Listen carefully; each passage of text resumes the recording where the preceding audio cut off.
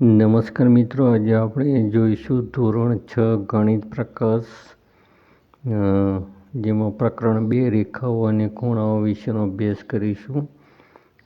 Navneet practice work solution એટલે કે Navneet practice વર્ક્સના તમામ દાખલાઓનું સોલ્યુશન કરીશું.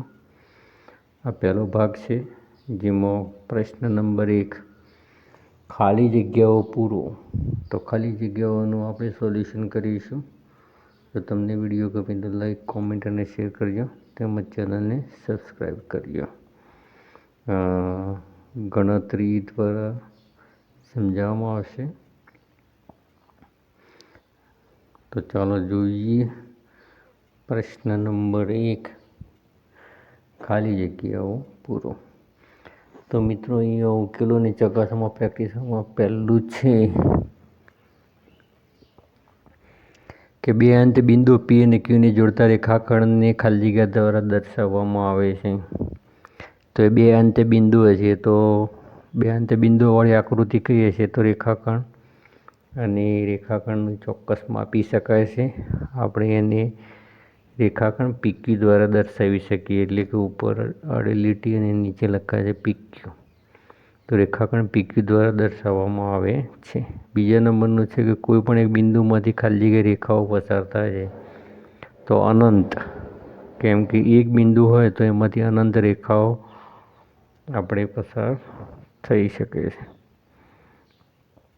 દાખલા તરીકે આપણે આકૃતિ દ્વારા સમજીએ તો એક બિંદુ ટપકાવીએ અને એ બિંદુમાંથી પસાર થતી આપણે રેખાઓ દોરીએ તો અસંખ્ય રેખાઓ આપણે એ બિંદુમાંથી આપણે પસાર કરી શકીએ છીએ, એટલે કે અનંત રેખાઓ પસાર થાય.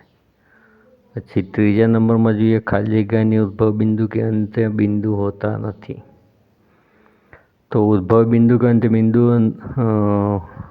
ના હોય એવું કોણ છે? તો આવશે રેખા, કેમ કે રેખાખંડની બે અંત્ય બિંદુઓ હોય છે. કિરણને એક ઉદ્ભવ બિંદુ હોય છે, જ્યારે રેખાને કોઈ ઉદ્ભવ બિંદુ કે અંત્ય બિંદુ હોતા નથી. આ બિંદુ છે. કિરણ એક તીરવાળી આકૃતિ, બે તીરવાળી આકૃતિને આપણે રેખા કહીએ છીએ. તીર વગરની આકૃતિ બે અંત્ય બિંદુ હોય છે તો એની રેખાખંડ કહીએ છીએ. ખૂણો આ રીતે દર્શાવાય છે, બે કિરણો વડે રચાય છે. એમાં એક ઉદ્ભવ બિંદુ હોય છે. હવે આપણે જોઈએ કે ખૂણોમાં કોઈ પણ એક બિંદુમાંથી ખાલી જગ્યા કિરણો દોરી શકાય છે.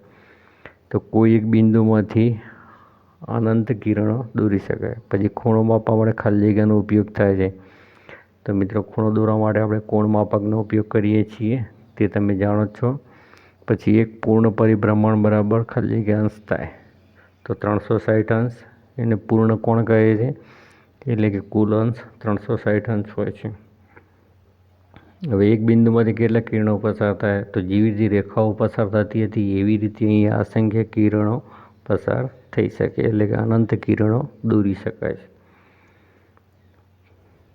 તો એ અસંખ્ય કિરણો એક બિંદુમાંથી પસાર થાય છે. એવી રીતે એક વર્તુળ 90 અંશ, 90 અંશ અને 90 અંશ, એટલે કે ટોટલ અંશ થશે 360 અંશ. તો એને પૂર્ણ પરિભ્રમણ કહે છે, પૂર્ણ કોણ કહે છે. 7મા નંબરમાં જે કિરણ આપેલ ખૂણાનું દ્વિભાજન કરે છે તેને તે ખૂણાનું ખાલી જગ્યા કહેવાય. તો એને કોણ દ્વિભાજક કહેવાય? તો કોઈ પણ ખૂણો દોરેલો હોય ને એને આપણે બે ભાગ કરવા હોય તો આપણે વચ્ચે બીજું કિરણ પસાર કરીએ છીએ, એને કોણ દ્વિભાજક કહેવાય છે. પછી પ્રતિબિંબ કોણનું માપ 180 અંશ કરતાં વધુ અને 360 અંશ કરતાં ઓછું હોય છે. પછી જે રેખાઓ એકબીજાને કાટખૂણે છેદે છે તેને ખાલી જગ્યા રેખાઓ કહે છે, તેને લંબ રેખાઓ કહે છે. લંબ રેખાઓ કહે છે. પછી કાટખૂણાથી નાના માપના ખૂણાને શું કહેવાય? તો લઘુકોણ કહે છે. એટલે કે 0 થી 89 અંશના ખૂણા લઘુકોણમાં સમાવેશ થાય છે. હવે જોઈએ કે ઘડિયાળમાં 3 વાગે ખાલી જગ્યા ખૂણો રચાય છે. તો 3 વાગે શું રચાય છે? કાટકોણ રચાય છે. પછી 12મા નંબરમાં સરળ કોણમાં ખાલી જગ્યા કાટખૂણા હોય છે. તો સરળ કોણ 180 અંશનો હોય છે, એટલે કે એમાં બે કાટખૂણા હોય છે. પછી વર્તુળના 1/4 ભાગાંશ માપ બરાબર ખાલી જગ્યા હોય છે. તો 1/4 એટલે કે ચોથો ભાગ, તો 360નો ચોથો ભાગ 90 અંશ થશે.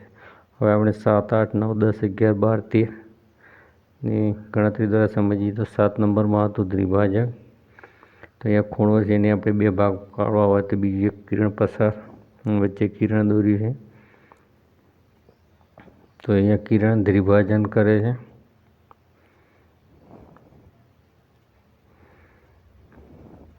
પછી 8 નંબરની વાત કરીએ તો પ્રતિબિંબ કોણ.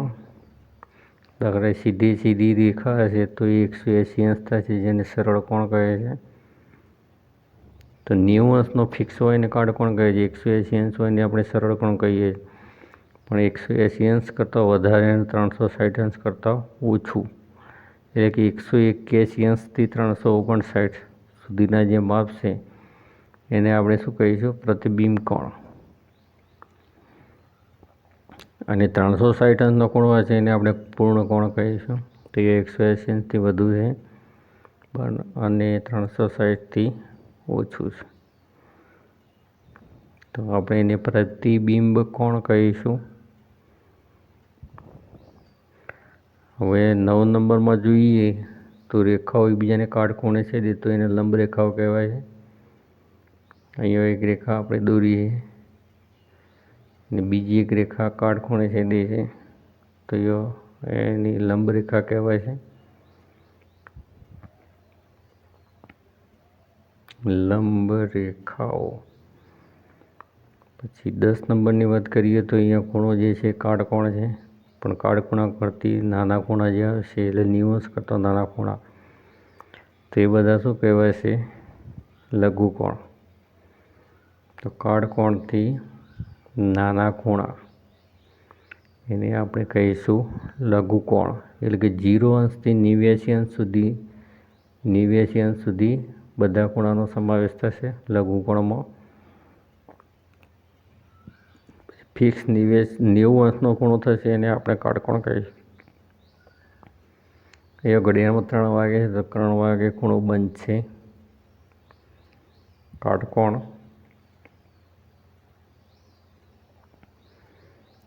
પછી સરળ કોણની વાત કરીએ તો સરળ કોણમાં બે કાટખૂણા રચાય છે, કારણ કે સરળ કોણ 180 અંશનો હોય છે, એટલે કે 90 અંશ 90 અંશ, એટલે કે સરળ કોણમાં બે કાટખૂણા હોય છે. કેમ કે સરળ કોણનું માપ હોય છે 180 અંશ, તો 90 અંશ વત્તા 90 અંશ બરાબર 180 અંશ.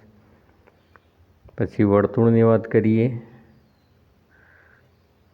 તો અહીંયા બે કાટખૂણા રચાય છે.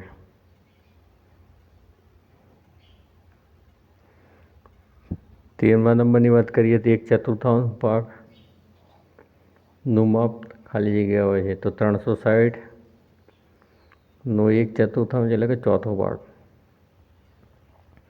તો 360 અંશ ગુણ્યા 1/4 કરીએ આપણે, એટલે 360 × 360 ભાગ્યા 4, 4 9 36, એટલે કે 90 અંશ થશે.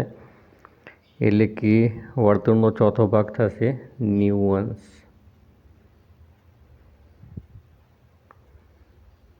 1/4 ભાગ બરાબર 90 અંશ.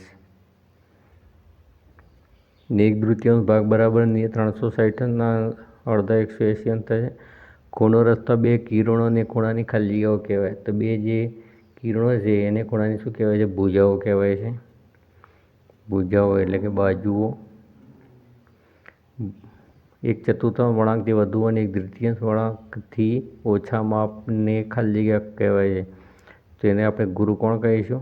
કેમ કે 1/4 એટલે 90 અંશ, તો 90 અંશથી વધુ અને 1/3 એટલે કે 180 અંશથી ઓછું, 1/3 વળાંકથી ઓછું એટલે કે 180 અંશથી ઓછું, એટલે કે અહીંયા 91 થી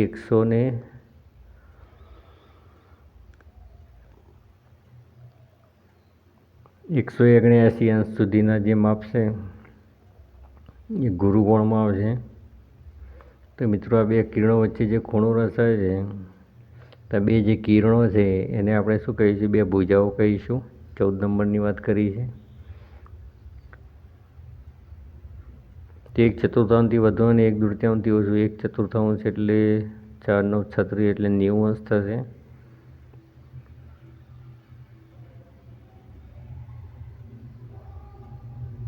અને 1/3 એટલે 180 અંશ થશે. તો 91 અંશથી 179 અંશ સુધીના જે બધા ખૂણા છે એને આપણે ગુરુકોણ કહીશું. તો મિત્રો, તમને વિડીયો ગમે તો લાઈક, કોમેન્ટ અને શેર કરજો, તેમજ ચેનલને સબસ્ક્રાઈબ કરજો.